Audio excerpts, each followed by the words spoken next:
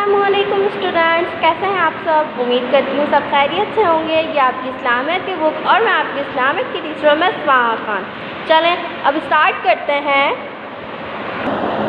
बाब अव्वल ईमानियात, सबक नंबर 1 तौहीद। अच्छा जी, सबसे पहले ईमानियात। तो बच्चों सबसे पहले हमें ये पता होना चाहिए ईमानियात क्या है। ईमानियात ईमान की जमा है, जैसे कि हमें यहाँ पे फर्स्ट लाइन में दिखाया भी जा रहा है, हेडिंग दी हुई है हमें ईमानियात की। आगे लिखा हुआ है हर मुसलमान के लिए जिन बातों पर दिल से यकीन रखना ज़रूरी है इनको ईमानियात कहते हैं। अब आप सब ये पूछेंगे कि दिल से यकीन रखना क्या होता है। तो बेटा दिल से यकीन रखना हमारे ईमान की निशानी होती है, यानी कि जिस तरीके से हम इस बात पर ईमान रखते हैं कि अल्लाह ताला एक है, इसको हम क्या कहते हैं, हम दिल से यकीन रखा है हमने अल्लाह ताला के ऊपर कि अल्लाह ताला एक है, अल्लाह ताला के सिवा कोई माबूद नहीं। चैप्टर नेम तौहीद। तौहीद हमारे पास क्या होता है, इस बात पे यकीन रखना कि अल्लाह ताला एक है, अल्लाह ताला का कोई शरीक नहीं, वो हमेशा से है और हमेशा रहेंगे, इसको कहते हैं हम तौहीद। अब हम ज़रा चैप्टर की रीडिंग की तरफ आ जाते हैं। इस बात पे यकीन रखना कि अल्लाह ताला एक है, इसका कोई शरीक नहीं, वो हमेशा से मौजूद है और हमेशा मौजूद रहेगा, इसके सिवा कोई इबादत के लायक नहीं, अकीदा तौहीद कहलाता है। इस बात पे यकीन रखना कि अल्लाह ताला एक है, इसको हम कहते हैं अकीदा तौहीद। तौहीद ईमान की बुनियाद है और इस्लाम ने इस अकीदे को सबसे ज़्यादा अहमियत दी है। तमाम अनबिया अलैहिस्सलाम ने भी इस अकीदे की तालीम दी है, और जैसे कि अब सारे अनबिया जो कि हम जिनको फॉलो करते हुए आ रहे हैं उन्होंने भी इस बात की हमेशा से तालीम दी है कि अल्लाह ताला एक है, अल्लाह ताला के सिवा कोई माबूद नहीं। हम दुनिया में देखते हैं कि दुनिया का निज़ाम अच्छी तरह चल रहा है, सूरज एक मुकर्रर वक्त पर तुलू होता है और गुरूब होता है।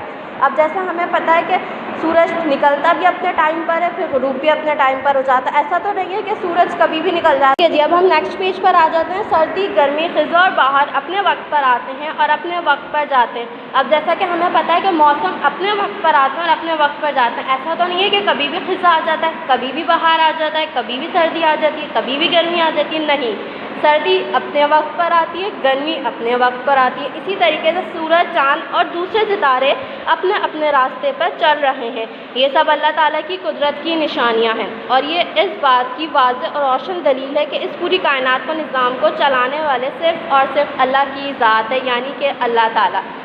अब जैसा कि हर चीज़ अपने मुकर्ररा वक्त पर आती है, अपने मुकर्ररा वक्त पे जाती है। अब जैसे कि बारिश का होना, ये सब कुछ अपने अपने टाइम पर होते हैं, तो ये सब कुछ अल्लाह ताला निज़ाम चला रहे हैं।